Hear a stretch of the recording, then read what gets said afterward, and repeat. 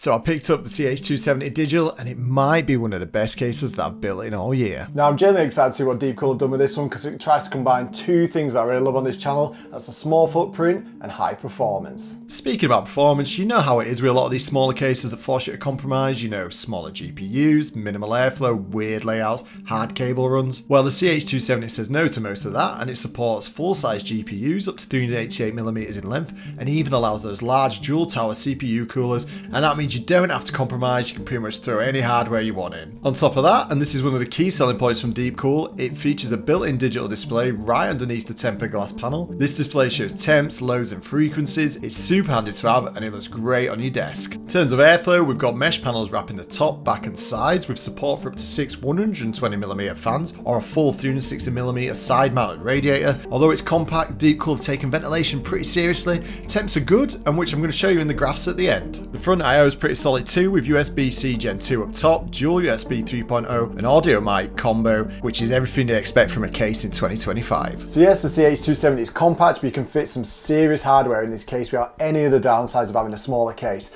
So let's jump into the build and see how it all comes together.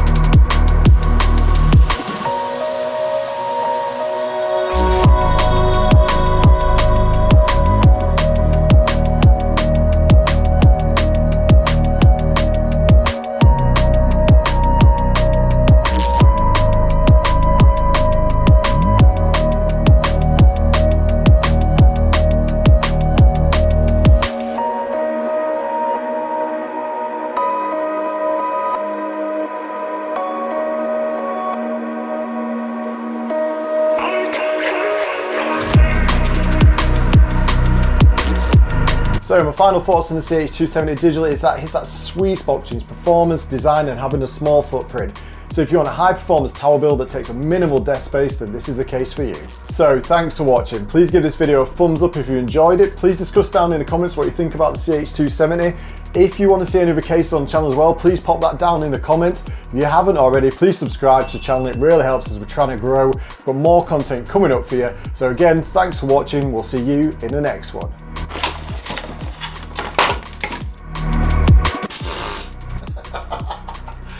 Go again. Now let's jump into the build and see how it all comes together.